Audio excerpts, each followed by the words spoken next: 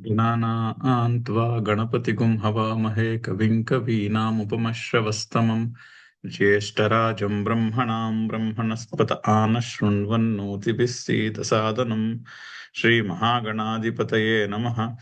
सदाशिवसमारम्भां शङ्कराचार्यमध्यमाम् अस्मदाचार्यपर्यन्तां वन्दे गुरुपरम्पराम्।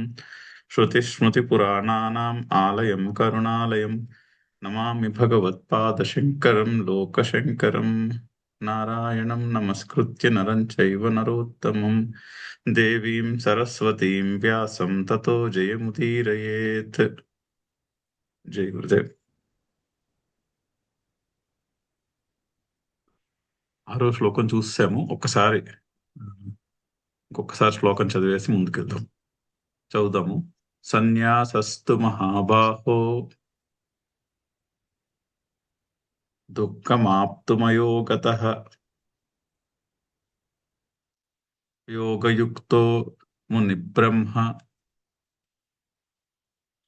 నచిరేణాధిగచ్చతి. అయితే కర్మయోగము కర్మ సన్యాసము రెండింటిలో ఏది గొప్పది అని అర్జునుడు అడిగిన ప్రశ్నకి సమాధానంగా కర్మయోగమే గొప్పది అని చెప్పాడు. అంటే ఆత్మజ్ఞానం లేని వానికి కర్మయోగమే గొప్పది అది చూసాం. చెప్పి పైగా రెండు ఒకటే ఫలాన్ని ఇస్తాయని చెప్పాడు. ఏకం యోగంచ సాంఖ్యంచ సపశ్యతి యహ పశ్యతి సపశ్యతి అది కూడా చెప్పారు. ఎవరైతే కర్మ సన్యాసము కర్మయోగము రెండు ఒకటిగానే చూస్తారు, అంటే మనసులో కోరికలు లేకపోతే నిష్కామన స్థిరపడితే రెండు ఒకటే, కర్మయోగము కర్మ సన్యాసము రెండు ఒకటిగానే అనిపిస్తాయి. అటువంటి వాడు నిజంగా తెలుసుకున్నవాడు అని కూడా చెప్పారు. చెప్పి పైగా ఇక్కడ ఒక చాలా ఇంపార్టెంట్ క్వాలిఫైయర్ చెప్తున్నారు. తూ ఆన్ ది అదర్ హ్యాండ్ సన్యాస దుఃఖమాప్తుం అయోగత దుఃఖమాప్తుం, అంటే యోగము లేనటువంటి సన్యాసము, ఎటువంటి కర్మయోగము లేనటువంటి సన్యాసము అని అర్థం. అంటే కొన్నాళ్ళు కర్మయోగానుష్ఠానం చేయకుండా డైరెక్ట్గా పారమార్థిక సన్యాసం, కంప్లీట్ సన్యాసం తీసుకోవడం పాసిబుల్ కాదు, అది దుఃఖాన్ని తెస్తుంది అంటున్నారు. అది కరెక్ట్గా చేయడం చాలా కష్టం అయిపోతుంది.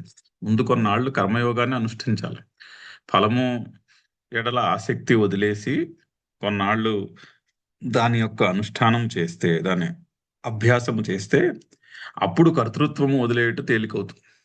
డైరెక్ట్గా కర్తృత్వాన్ని వదిలేసి నేను కర్తను కాను, ఈ మనసు బుద్ధి ఇంద్రియము శరీరము యొక్క సంఘాతము నా స్వరూపము కాదు అని డైరెక్ట్గా తెలుసుకుంటే చాలా కష్టం అవుతుంది అని చెప్తున్నారు. చూడండి ఎంత చక్కని క్వాలిఫైయర్ కూడా చెప్పారు.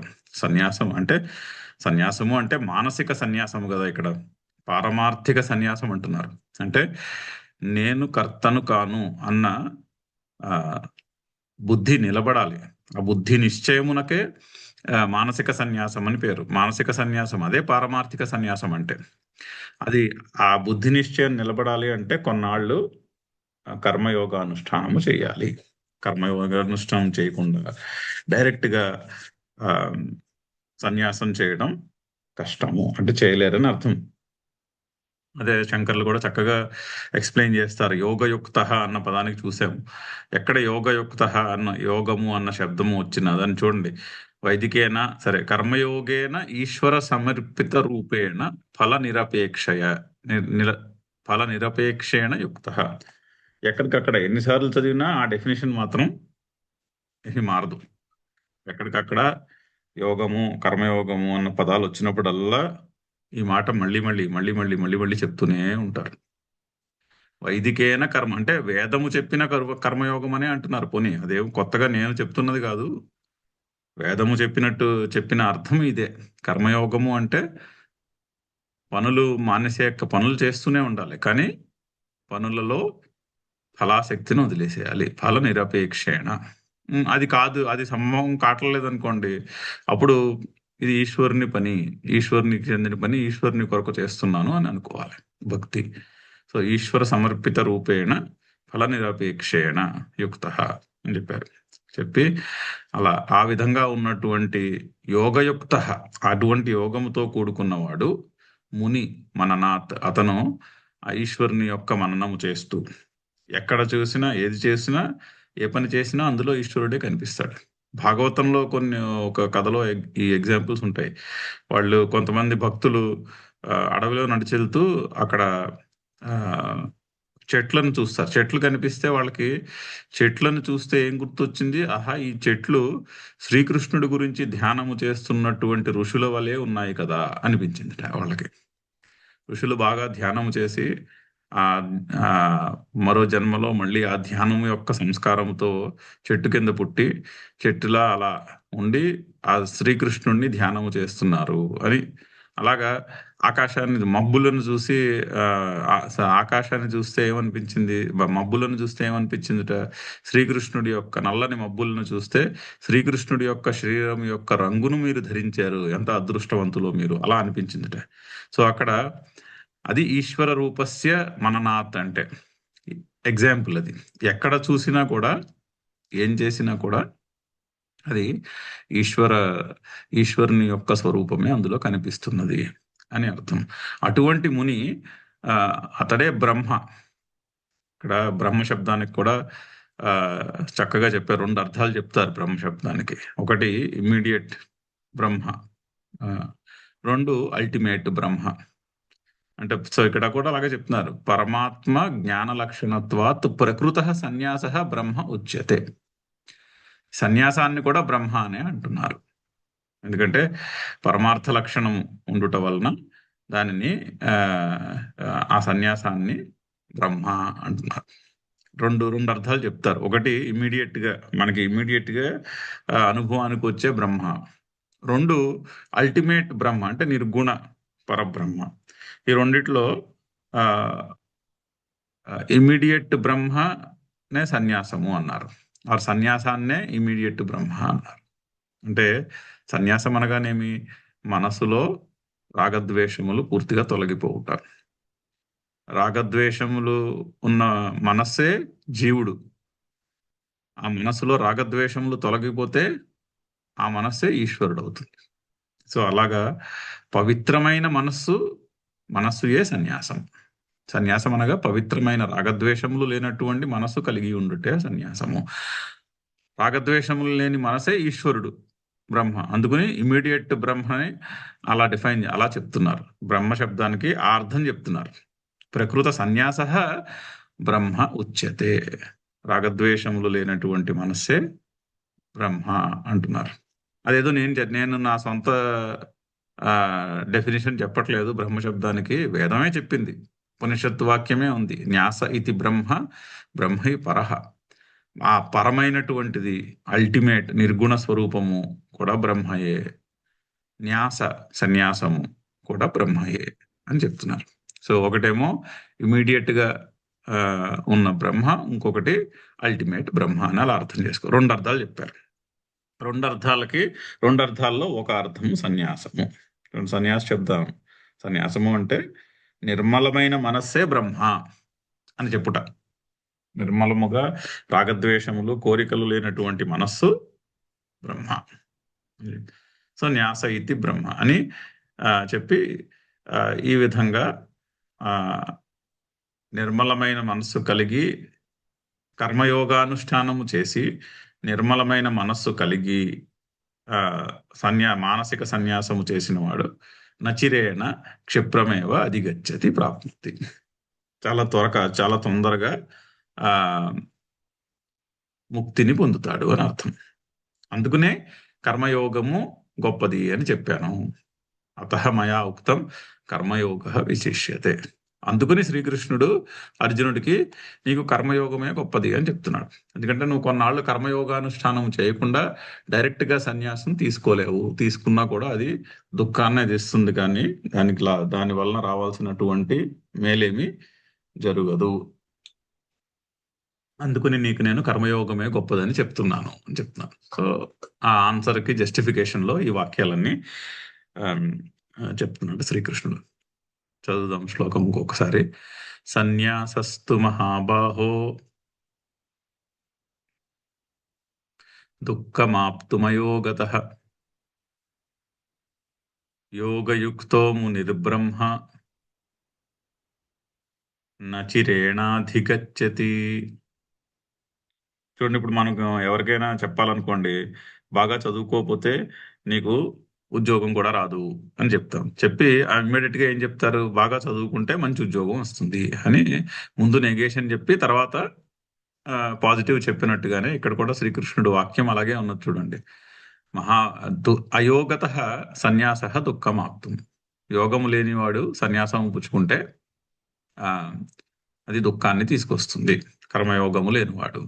అలా కాకుండా యోగయుక్త, కర్మయోగముతో కూడుకుని కర్మలను చేసిన వాడు, అటువంటి ముని నచిరేణ అధిగచ్చతి, చాలా చాలా శీఘ్రముగా ఫలాన్ని పొందుతాడు. ఎగ్జాక్ట్లీ మనం ఎలా చెప్తామో శ్రీకృష్ణుడు కూడా అలాగే ముందు నెగేషన్ చెప్పి తర్వాత పాజిటివ్ చెప్తున్నాడు.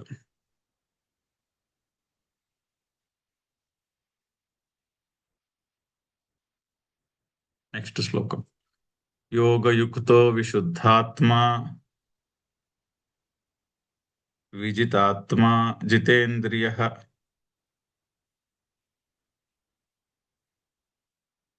సర్వభూతాత్మభూతాత్మా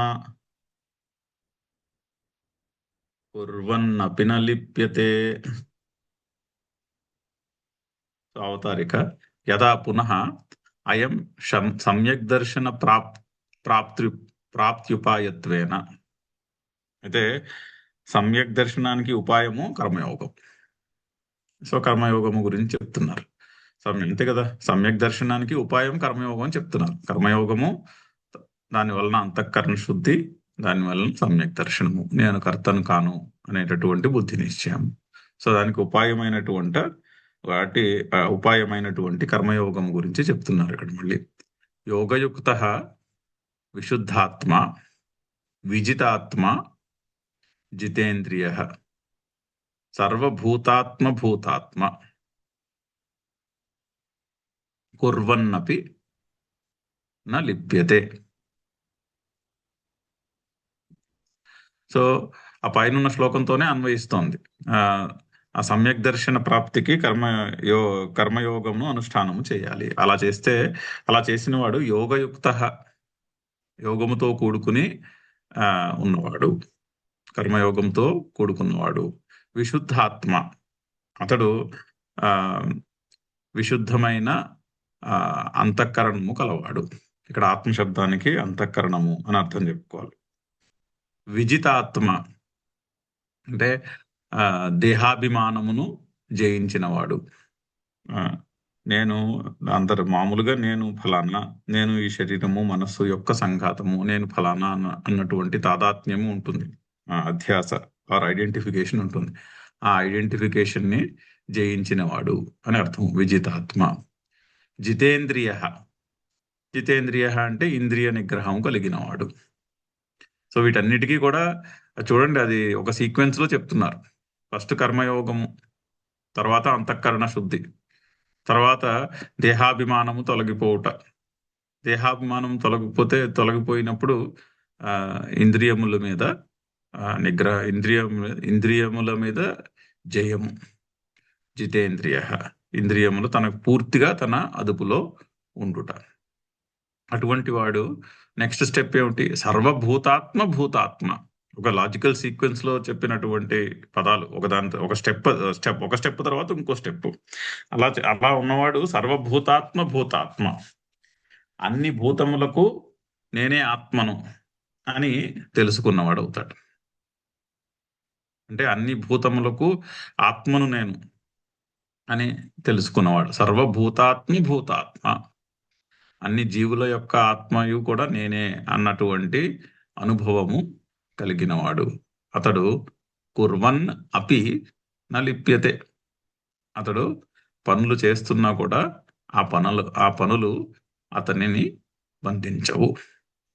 అతడు ఇదివరకు కూడా చాలాసార్లు చెప్పారు ఈ మాట, మళ్ళీ చెప్తున్నారు. కుర్వన్నపి న లిప్యతే, నేను కర్తను కాను అన్నటువంటి బుద్ధి నిశ్చయము ఉన్న జ్ఞాని పనులు చేస్తున్నప్పటికీ కూడా, ఇంకా ఆ స్టేజ్కి వచ్చేసాక పనులు చేస్తున్నారా లేదా అన్నది ఇంపార్టెంట్ కాదు, అది సెకండరీ.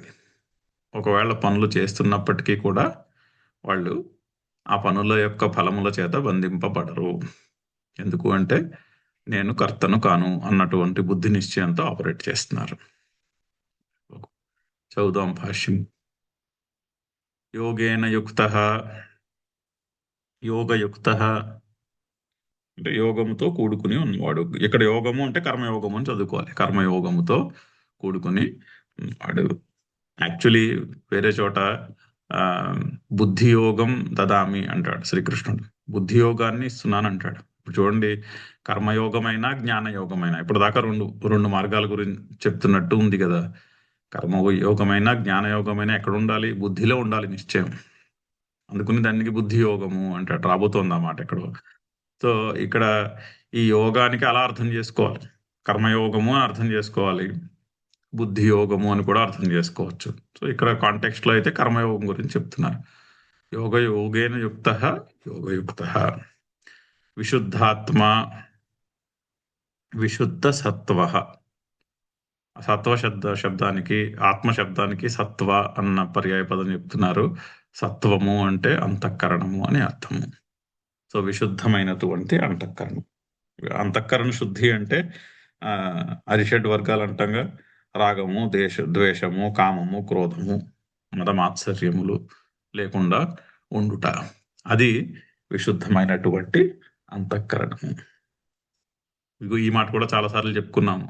మనకి కనిపించే అనుభవానికి వచ్చే ప్రపంచము మన మనస్సులో ఉన్నటువంటి రాగద్వేషములను బట్టియే ఉంటుంది. ఇప్పుడు ఒక స్వీట్ కనిపించింది అనుకోండి, చాలా జాగ్రత్తగా అర్థం చేసుకుని డైజెస్ట్ చేసుకోవాల్సినటువంటి పాయింట్. లేకపోతే ఎన్నిసార్లు విన్నా అది ఎప్పటికప్పుడు కొత్తగానే ఉంటుంది అన్నమాట. ఇప్పుడు ఎదురుకుండా స్వీట్ కనిపించింది అనుకోండి, స్వీట్ ఇష్టం ఉన్నవాడికి స్వీట్ కనిపిస్తే ఓహో ఇది తింటే బాగుంటుంది కదా అనిపిస్తుంది, దాని ఎడల కోరిక కలుగుతుంది. స్వీట్ అంటే ఇష్టం లేని వాడికి ఇది ఎందుకు, నాకు ఇప్పుడు నాకు దీంతో అవసరం లేదు అనిపిస్తుంది. సో స్వీట్లో లేదు, అది ఇప్పుడు తినవలసిన పదార్థమా తినకూడని పదార్థమా అన్నది స్వీట్ చెప్పట్లేదు. అది స్వీటా హాటా అని కూడా స్వీట్ చెప్పట్లేదు. అది స్వీట్ అని, అది హాట్ అని, అది తినాలనిపిస్తోందని, అది ఇప్పుడు తినకూడదని, ఇవన్నీ మన మనసులో ఉన్నటువంటి రాగద్వేషములను బట్టి అనిపిస్తున్నాయి. మనసులో రాగద్వేషములు లేవనుకోండి ఏమీ అనిపించదు. ఇప్పుడు ఒక నెల పిల్లవాడికి స్వీట్ చూపెట్టారనుకోండి, అది తినాలని కూడా అనిపించదు. ఎందుకంటే ఆ పిల్లవాడికి దాని ఎడల రాగము లేదు, దాని ఎడల ద్వేషము లేదు. అది ఏమిటో కూడా తెలియదు, అది ఏమిటో తెలియదు అన్నట్టు చూస్తారు దాని కేసు. సో దాని ఎడల రాగద్వేషములు లేవు. దాన్ని ఒకటి రెండు సార్లు తిని ఆ ఇంప్రెషన్ మనసులో సమకూరినప్పుడు ఆ తర్వాత నుంచి అది చూసిన వెంటనే కావాలను వద్దను అంటారు. సో ఆ కావాలి వద్దు అన్నది ఎక్కడి నుంచి వచ్చింది? అది బయట వస్తువులో లేదు. ఆ కావాలి వద్దు అన్నది మనసులో ఉన్న సంస్కారమును బట్టి వచ్చినది. సో అందుకనే ఈ జగత్తులో మనకు అనుభవానికి వచ్చేది ఏది కూడా మన సంస్కారమునకు ఇండిపెండెంట్ కాదు. చాలా జాగ్రత్తగా అర్థం చేసుకోవాల్సిన పాయింట్ వేదాంతంలో. ఆ పాయింట్ అర్థం కాకపోతే ఇవన్నీ ఎన్నిసార్లు విన్నా ఎప్పుడు విన్నా కొత్తగానే వింతగానే అనిపిస్తాయి. కానీ అది రియాలిటీ. ఈ జగత్తులో మన అనుభవానికి వచ్చేది ఏది కూడా మన మనసులో ఉన్న సంస్కారమునకు భిన్నముగా ఉండదు. ఇప్పుడు ఒక ఒక ఒక కర్మను చూసి ఆ కర్మ చేయాలన్న భావం కలిగిన, చేయకూడదన్న భావము కలిగిన ఒక మనిషిని చూసి ఆ మనిషి ఎడల ఒక రకమైనటువంటి భావజాలము, ఎటువంటి భావజాలము కలిగిన అంతా కూడా మన మనసులో ఉన్నదే, బయటైతే ఏమీ లేదు. It is just a projection of మన అంతఃకరణములో ఉన్న రాగద్వేషముల యొక్క ప్రొజెక్షనే మనకి మన జీవితం కింద అనుభవానికి వస్తూ ఉంటుంది, మన సంసారం కింద. కానీ మనం ఏమనుకుంటాము సాధారణంగా, ఈ రాగద్వేషములకు కారణము బయట ఉన్నది అనుకుంటాం. బయట ఆ వ్యక్తిలోనో ఆ వస్తువులోనో ఉందని అనుకుంటాం. ఆ వ్యక్తిలోనో ఆ వస్తువులోనో ఏమీ లేదు, అదంతా మన మనస్సులోనే ఉన్నది. అందుకని విశుద్ధాత్మ, ఈ అంతఃకరణ శుద్ధి చాలా ఇంపార్టెంట్. అది కలగాలి అంటే డైరెక్ట్ గా కలగదు. కర్మయోగం యొక్క అభ్యాసంతో మొదలు పెట్టాలి. అర్థం కాకపోయినా మరేం పర్వాలేదు, కర్మయోగం చేయడం మొదలు పెట్టాలి అన్నటువంటి ఉద్దేశంతో చెప్తున్నటువంటి మాట. సో విజిత ఆత్మ, విజిత దేహ. దేహము మీద జయము. దేహము మీద జయము అంటే దేహము దేహము మీద జయము అంటే ఏదో బలవంతమైన కంట్రోల్ కాదు ఇక్కడ. దేహము మీద జయము అంటే దేహాభిమానము తొలగిపోవుట అని అర్థం. నేను ఈ దేహము నా స్వరూపము కాదు. దేహము నాకు ఉన్నది. ఆ దేహాన్ని నేను జాగ్రత్తగా చూసుకోవాలి ఉన్నంతకాలం. దేహయాత్రకు కష్టం రాకుండా దేహాన్ని జాగ్రత్తగా పోషించి జాగ్రత్తగా దాన్ని నర్చర్ చేసి ఒక రెస్పెక్ట్తో ఒక ప్రేమతో చూసుకోవాలి. అంతేనే కానీ నా స్వరూపము దేహము కాదు. అది విజిత దేహ అంటే, విజితాత్మ అంటే. జితేంద్రియ పదం కూడా మనం చాలాసార్లు చూసాం. ఇంకా అదే శంకర్లు ఎక్స్ప్లెయిన్ చేయట్లేదు. ఇంద్రియముల మీద జయము, ఇంద్రియముల మీద పూర్తి కంట్రోల్. సర్వభూతాత్మ భూతాత్మ, సర్వేషాం బ్రహ్మాదీనాం స్తంభపర్యంతానాం భూతానాం ఆత్మభూత. అన్ని భూతములకు ఆత్మ నేను అని తెలుసుకున్నవాడు. ఆత్మ అంటే కూడా చాలాసార్లు ఎక్స్ప్లెయిన్ చేశారు. ప్రత్యక్చేతన, ప్రత్యేగాత్మ అని పేరు ఆత్మకే. ప్రత్యక్చేతన అంటే ప్రత్యక్ అంటే వెనుకకు ఎనలైజ్ చేయుట అని అర్థం. వెనుకకు మరలి ఎనలైజ్ చేయుట. ఈ ఈ ప్రత్యక్చేతన యొక్క అనాలిసిస్ కూడా మనం చాలాసార్లు చెప్పుకున్నాం. మళ్ళీ ఇంకొకసారి రిమైండర్. ఒక పువ్వును చూస్తున్నాం అనుకోండి, పువ్వు చూస్తున్నది ఎవరు? అది ప్రశ్న. ఎవరు చూస్తున్నారు అని పరిశీలన చేస్తే తేలుతుంది ఆత్మ అంటే ఏమిటి అన్నది. కళ్ళు చూస్తున్నాయా? లేదు. కళ్ళు ఓన్లీ సిగ్నల్స్ క్యాప్చర్ చేస్తున్నాయి అంతే, కెమెరా సిగ్నల్స్ క్యాప్చర్ చేసినట్టు. మరి బ్రెయిన్ చూస్తుందా? లేదు. Brain only processing unit. ఆ క్యాప్చర్ చేసిన సిగ్నల్స్ని ప్రాసెస్ చేస్తుంది. మనసు చూస్తుందా? లేదు. క్యాప్చర్ చేసిన ప్రాసెస్ అయిన సిగ్నల్స్ని ఒక మెసేజ్ కింద తయారు చేస్తుంది. ఇది ఫలానా, ఇది నాకు ఇష్టము, ఇది నాకు ఇష్టం లేదు అనేటటువంటి, ఇది చాలా అందంగా ఉంది, ఇది చాలా అందంగా లేదు అనేటటువంటి సిగ్నల్స్ని ఒక కాగ్నైజ్డ్ మెసేజ్ కింద ట్రాన్స్లేట్ చేస్తున్నది మనస్సు, బుద్ధి. మనస్సు బుద్ధి యొక్క సంఘాతం అలా చేస్తోంది. సో మనస్సు బుద్ధి కూడా చూడట్లేదు. మరి ఎవరు చూస్తున్నారు అని ఈ విధంగా ప్రత్యక్చేతన రివర్స్ డైరెక్షన్లో, బాహ్యముగా కాకుండా ఆంతరంగికముగా రివర్స్ డైరెక్షన్లో ఒక స్టెప్ వెనక్కి అనలైజ్ చేస్తే ఫైనల్లీ ఒక పాయింట్కి వచ్చాక ఇంకా అక్కడి నుంచి అనలైజ్ చేయాల్సింది ఏమి ఉండదు. ఇంకా అక్కడి నుంచి ఎక్కడికి వెళ్ళాలో తెలియదు. అక్కడతో అనాలిసిస్ ఆగిపోతుంది. దానికి ప్రత్యక్చేతన అని పేరు. దానికే ప్రత్యేగాత్మ అని పేరు. సో సర్వభూతాత్మ భూతాత్మ అంటే చాలా గంభీరమైనటువంటి పదము. సర్వభూత ఆత్మ భూతాత్మ, అన్ని భూతములకు ఆత్మభూతము నేను అని తెలుసుకున్నవాడని అర్థం. ఆత్మను నేను అని తెలుసుకున్నవాడని అర్థము. సో సర్వేషాం బ్రహ్మాదీనాం స్తంభ పర్యంతానాం, బ్రహ్మ నుంచి స్తంభ పర్యంతము వరకు అంటే గడ్డిపూస నుంచి ఆ పరబ్రహ్మ వరకు అన్ని జీవులకు కూడా ఆత్మభూత, ఆత్మ ప్రత్యక్చేతన యస్య సహ సర్వభూతాత్మ భూతాత్మ. ఎవడైతే అన్ని భూతములకు నేనే ఆత్మను అని తెలుసుకుంటాడో అతడు సర్వభూతాత్మ భూతాత్మ. అతడికే సమ్యక్ దర్శి ఇత్యర్థ. అతడే సమ్యక్ దర్శనము కలిగిన వాడు. సమత్వమైన దర్శనము. సమ్యక్ అంటే ఇక్కడ సమత్వము అని అర్థం. చూడండి, అన్ని భూతములకు ఆత్మ ప్రత్యక్చేతన నేనే, నా స్వరూపమే అని తెలుసుకున్నవాడు అందరిలోనూ సమత్వాన్ని చూడగలుగుతాడు. అందుకనే రాబోతోంది ఎదర పండితుడు పామరుడిని ఇద్దరిని ఒకలాగే చూడగలిగిన వాడు పండితుడని. సో ఎందుకంటే అందులో సమత్వము కనిపిస్తున్నది. సమత్వం అంటే అందరిలోనూ ఉన్నటువంటి ఈశ్వర తత్వము కనిపిస్తున్నది అని అర్థం. అది సమ్యక్ దర్శి ఇత్యర్థ. సహ తత్రైవం వర్తమానః లోక సంగ్రహాయ కర్మ కుర్వన్నపి న లిప్యతే న కర్మభిః బధ్యతే ఇత్యర్థః. అటువంటి జ్ఞాని లోక సంగ్రహార్థం, ఇతరుల మంచి గురించి, లోకము అంటే జనులు అనే అర్థం. లోక సంగ్రహార్థం ఇతర జీవుల యొక్క మనుషుల యొక్క మంచి గురించి కర్మ కుర్వన్నపి, కర్మ చేస్తున్నప్పటికీ కూడా నా లిప్యతే నా లిప్యతే అంటే బద్ధుడు కాడు అని. దేని చేత బద్ధుడు కాదు? కర్మ చేత. కర్మ చేత బద్ధుడు కాడు అంటే కర్మ ఫలము చేత బంధింపబడడు అని అర్థం. కర్మభిః బధ్యతే ఇత్యర్థః. చదువుదాం శ్లోకము. యోగయుక్తో విశుద్ధాత్మా విజితాత్మా జితేంద్రియః సర్వభూతాత్మభూతాత్మా కుర్వన్నపి న లిప్యతే. నైవ కించిత్ కరోమీతి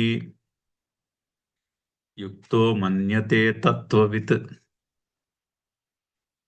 పశ్యన్ శృణ్వన్ స్పృశన్ జిఘ్రన్ అశ్నన్ గచ్చన్ స్వపన్ శ్వసన్ ప్రలపన్ విసృజన్ గృహ్ణన్ ఉన్మిషన్ నిమిషన్నపి. ఇంద్రియాణీంద్రియార్థేషు వర్తంత ఇతి ధారయన్. అయితే ఇప్పుడు సన్యాసి యొక్క ఇంకొకసారి మళ్ళీ మనకి సన్యాసి యొక్క పర్స్పెక్టివ్ ఎలా ఉంటుంది, కర్మయోగి యొక్క పర్స్పెక్టివ్ ఎలా ఉంటుంది అని రెండు పర్స్పెక్టివ్స్ కి ఇంకొకసారి డిఫరెన్స్ చూపిస్తున్నాడు ఈ శ్లోకము 8, 9, 10 శ్లోకాల్లో. 8, 9 ఏమో సన్యాసి యొక్క అంటే నేను కర్తను కాను అన్నటువంటి బుద్ధి నిశ్చయము స్థిరపడిన వాని యొక్క పర్స్పెక్టివ్, దృష్టికోణం ఎలా ఉంటుంది అని 8, 9 శ్లోకాలు. తర్వాత రాబోయే 10వ శ్లోకంలో కర్మయోగి యొక్క పర్స్పెక్టివ్ చెప్పబోతున్నారు.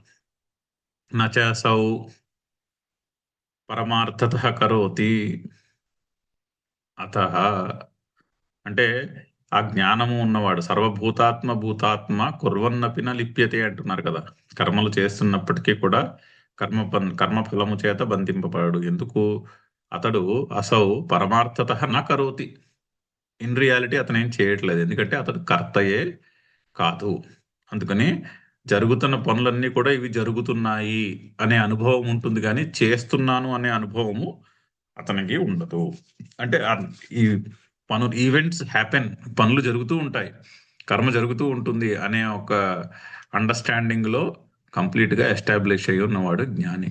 అందుకని నా ఏవ కించిత్ కరోమి ఇది యుక్తః మన్యతే తత్వవిత్.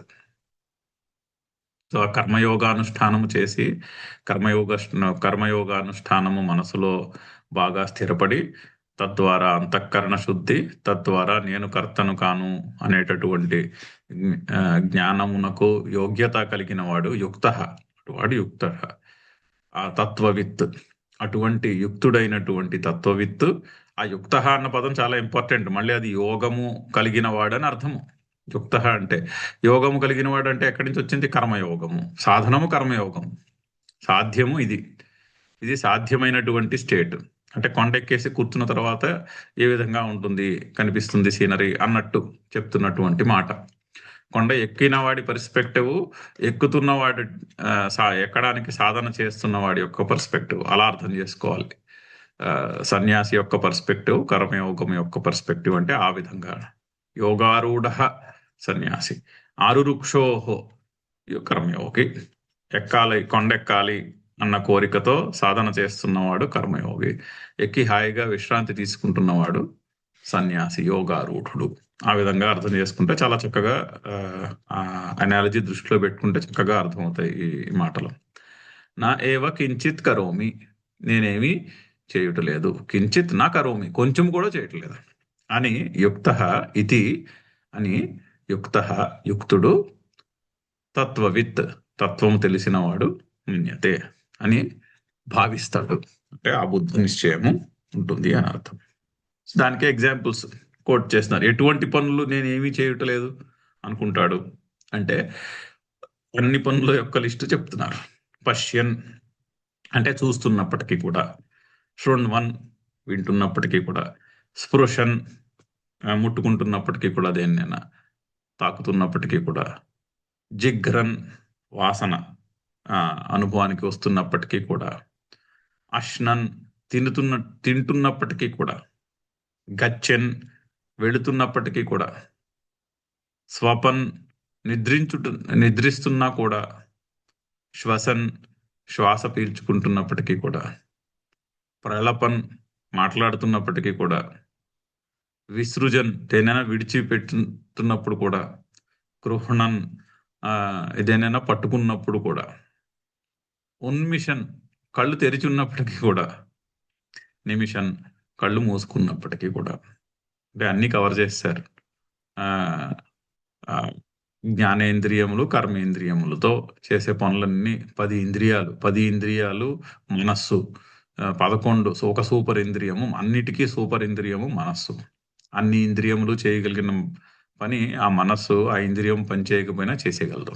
అంటే మరి స్వప్నంలో అన్ని ఇంద్రియముల యొక్క ఎక్స్పీరియన్స్ వస్తుందిగా. ఇన్ రియాలిటీ ఇంద్రియాలన్నీ పడుకున్నాయి చక్కగా, కానీ స్వప్నంలో ఆ ఇంద్రియముల యొక్క అనుభవం కలుగుతున్నది. సో అది మనస్సు యొక్క క్వాలిటీ. మనసు ఒక సూపర్ ఇంద్రియం.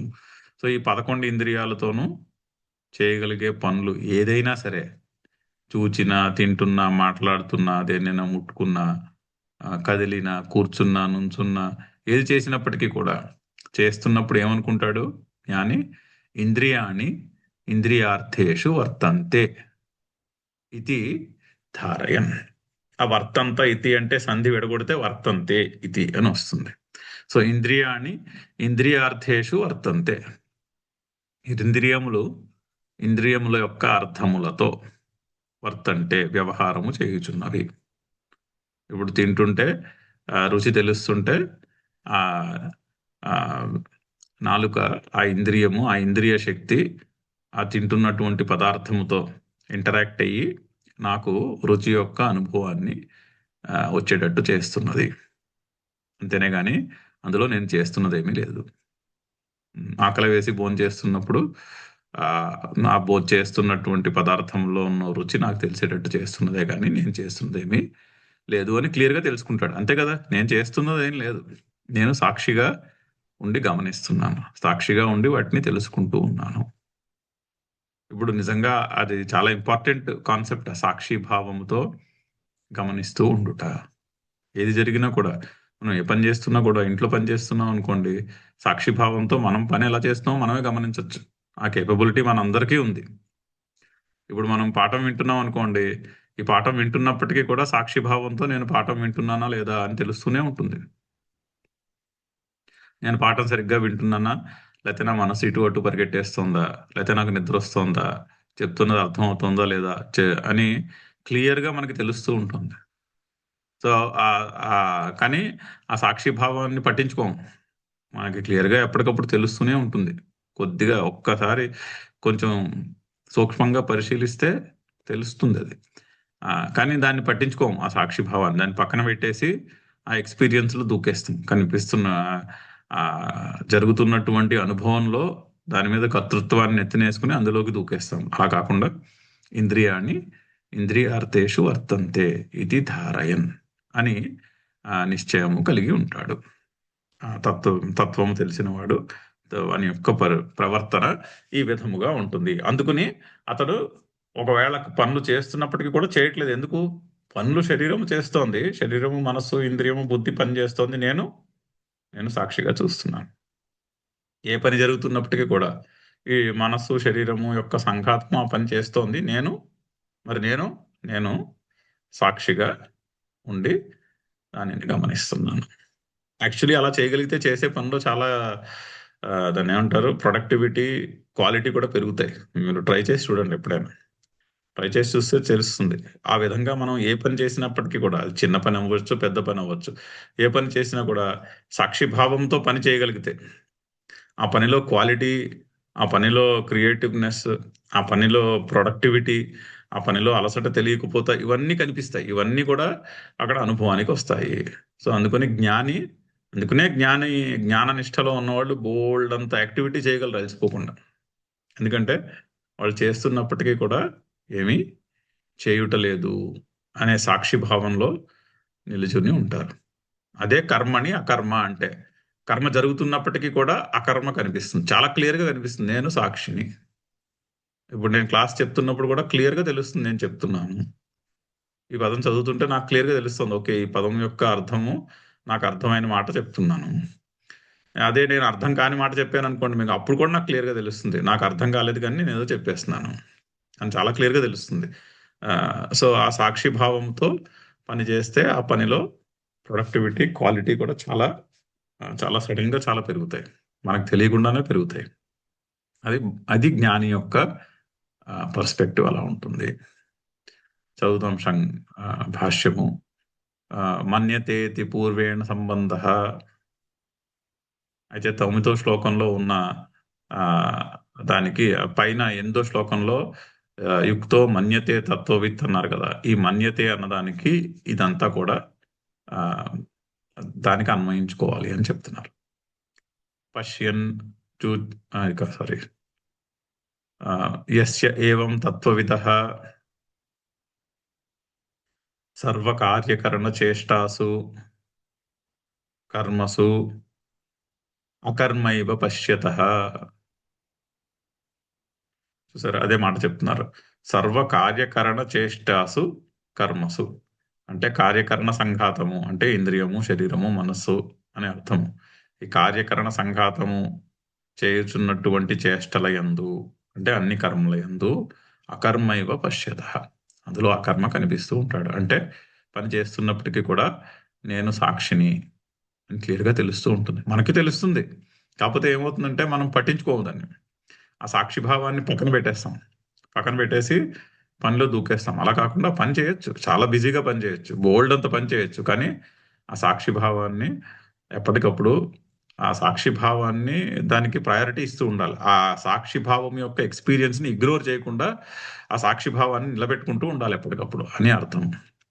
సర్వకార్యకారణ చకచేష్టాసు కర్మసు అకర్మ ఇవ పశ్యత తరే సమ్యక్ దర్శన తస్య సర్వకర్మ సన్యాసే ఏవ అధికారః.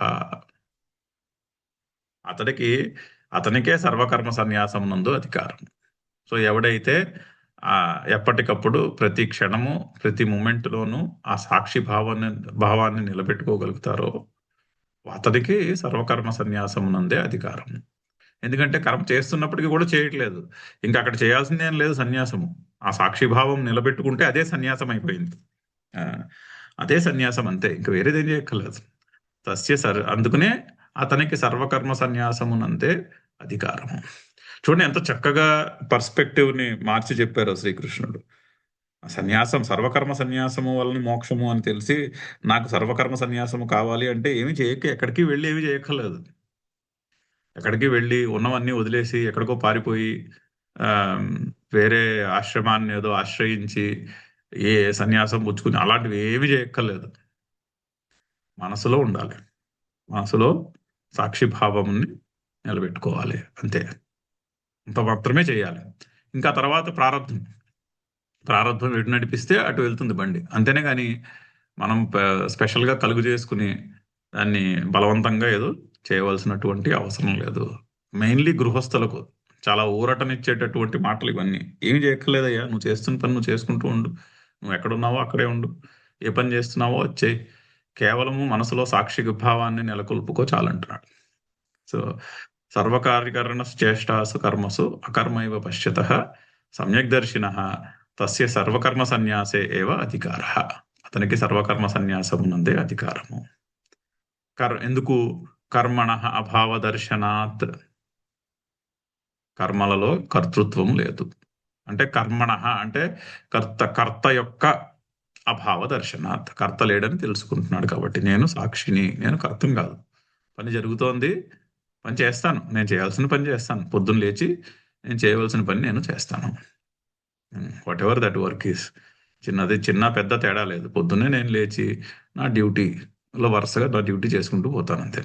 చేస్తూ ఉంటాను కానీ నేనేమి చేయట్లేదు, నేను సాక్షిగా గమనిస్తూ ఉంటాను. డ్యూటీలన్నీ సరిగ్గా జరుగుతున్నా, సక్రమంగా చేస్తున్నా లేదా అని సాక్షిగా గమనిస్తూ ఉంటాను, అంతే. కర్మణ అభావ దర్శ నహి మృగతృష్ణికాయాం ఉదక బుద్ధ్యా పానాయ ప్రవృత్తః ఉదకాభావజ్ఞానేపి తత్రైవ పాన ప్రయోజనాయ ప్రవర్తతే. సో మృగతృష్ణికాయాం ఎగ్జాంపుల్ చెప్తున్నారు. చాలా చక్కని అనాలజీ, చాలా పాపులర్ ఎనాలజీ వేదాంతంలో ఇది. మృగతృష్ణిక, మృగతృష్ణికాయాం ఉదక బుద్ధ్యా పానాయ ప్రవృత్త. ఎడారిలో నడుస్తుంటే సడన్ గా దాహం వేస్తోంది. దాహం వేసినప్పుడు ఎదురు కొంత దూరంలో మంచినీళ్ళు ఉన్నాయని, నీళ్ళ ఒక సరస్సు లాంటిది ఏదో ఉందని కనిపించింది. నీళ్ళు అక్కడ ఉన్నాయని కనిపించింది.